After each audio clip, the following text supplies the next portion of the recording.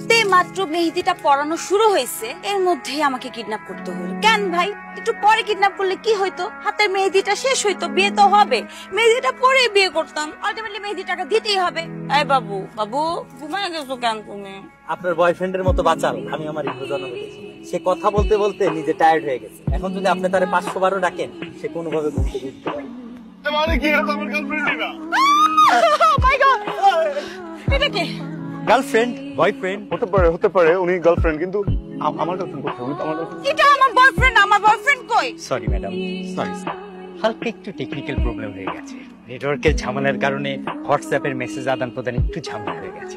আপনার বয়ফ্রেন্ড তার গার্লফ্রেন্ডের সাথে আর আপনার গার্লফ্রেন্ড তার বয়ফ্রেন্ডের সাথে বর্ডারে চলে গেছে। আপনাদের দুজনকে আমি এখানে এসেছি। এত বছরের সম্পর্ক আমার বাবা মার সাথে, তাদের ঊর্ধ্বে গিয়ে বিশ্বাস করলাম এই কোম্পানিতে। ও আমাকে ঠকাই দিয়ে চলে গেল। বাপ মাকে ঠকায় পালায় আসছেন, এখন একটা ড্রাইভার আপনাকে ঠকাইছে বলে খুব গায়ে লাগছে না? আপনি কি আপনার বাবা মাকে পায়ে হাত দিয়ে সালাম করে পারমিশন নিয়ে পালাইছেন? তো সব আছে দৌড়াইতেছেন কেন? কে দৌড়িয়ে দিচ্ছে? ফালতু কথা বলুন কেন? আমাকে কে দৌড়ানি দিবে? আমি তো জগিং করতেছি, দেখেন না জগিং এর জুতা পরে বের হয়েছি। হতে পারে। আপনি কি করতেছেন? আপনি আপনার গার্লফ্রেন্ডকে খুঁজে পান নাই নাকি? কি বলবো কষ্টের কথা, আমি এখানে একটু ঝামেলা আছে। কোন সুন্দর পুরুষকে যদি এরকম শেরওয়ানি পরা দেখে মেয়েরা বিয়ের জন্য দৌড়ানি দেয়, আমি কোন রকম পালাই আসি। আপনি কি জানেন আপনি একটা সেলফ অবসেসড নার্সিসিস্ট সামথিং? হতে পারে। হতে পারেটা কি ভাই? হোয়াটএভার।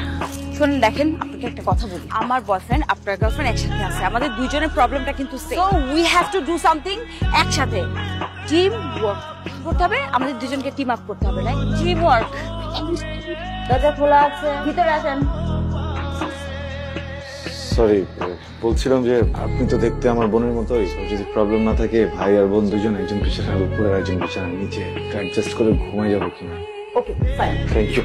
এই ওয়েট ওয়েট,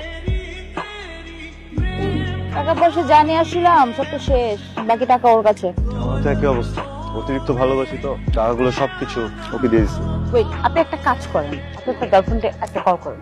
কিভাবে করবো? নাম্বার জানি না। কি প্রেম করেন ভাই আপনি? গার্লফ্রেন্ডের নাম্বার মুখস্থ নাই? বাজে কথা বলেন কেন আপনি? হ্যাঁ, বিচারক আপনি, বিচারপতি? আরে আমি তো বাসা থেকে বের হইছি, আমি যদি আমার ফোন আর সিমটা ওপেন রাখতো আমাকে ট্র্যাক করে ফেলতো না, কিন্তু সিমটা ভেঙে ফেলে দিছি, ফোনটা আরেকদিকে ছুড়ে মারছি। আমার গার্লফ্রেন্ড তো সেমটাই করছে, কারণ ওকে আমি ব্রিফ করছি, ঠিক আছে? এখন কি করবো? এখন হচ্ছে গিয়ে নতুন যে নাম্বারটা ও যদি নিয়ে থাকে ওটা তো আমার কাছে নাই, আর আমি তো নাম্বারই নিতে পারি না, আমার কাছে টাকাই নেই, আমি সিম কিনবো কি? আমি তো খাইতেই পারতেছি না ভাত, আমি তো পেঁয়াজু খেয়ে দিন কাটাই দিচ্ছি। আমি বয়ফ্রেন্ডকে একটা কল করি। হ্যাঁ, কিভাবে করবো? তোর সিমটা ভেঙে ফেলছে। কেমন লাগতেছে এখন? আমি কি করতে পারি? ওয়েবসাইট থেকে বের করতেছি। ভাইয়া এইসব তো কথা ছিল না। আপনাদের ওয়েবসাইট, আপনাদের মানুষজন, কারো কোনো কমিটমেন্টই ঠিক নেই ভাই। আমার গার্লফ্রেন্ডকে আরেক জায়গায় দিয়ে আসছেন, আরেকজন গার্লফ্রেন্ডকে আমার কাছে দিয়ে গেছেন। একবার ভাবছেন আমি কি করতেছি? There is no privacy man. এই কথা বলেন। সমস্যাটা কোথায় আপনাদের জানেন? আমি কে? প্রচুর ঝামেলার মধ্যে আছে, বুঝছেন? একটা বাচ্চা ধরায় দিচ্ছেন আমাকে। আমি একটা বাচ্চা নিয়ে ভাবছি লিটারেলি। যত তাড়াতাড়ি সম্ভব এটা একটা ব্যবস্থা নেন, ঠিক আছে? আর আমাকে জানান। কথাটা না বললেও পারে। আপনি আমার উপর রাগ করছেন না? তাহলে একটু কথা বলেন। বলেন, কি বলবেন? ওরা আমাকে আবার ফোন করছিল, এন্ড দেন আমাকে ইনফর্ম করলো যে ওদের দুজনের খোঁজ নেওয়া হচ্ছে। অলরেডি ওদের একটা টিম চলে গেছে, এন্ড কালকের মধ্যে কোনো না কোনো ব্যবস্থা হয়ে যাবে, আমাকে ইনফর্ম করা হবে, তারপর আমরা মুভ করবো। ওকে, এটা নিয়ে টেনশনের কোনো কারণ নাই। তো কালকে? ইয়েস। দেখেন, আমি তো একটা ভুল করে ফেলছি, আপনার তো খুব কষ্ট দিয়ে ফেলছি। পেনাল্টি হিসেবে আমার পকেটে কিছু টাকা আছে, ইমার্জেন্সির জন্য আমি রাখছিলাম, সেখান থেকে আমি 500 টাকা আপনাকে দিচ্ছি, যা ইচ্ছা আপনি তাই।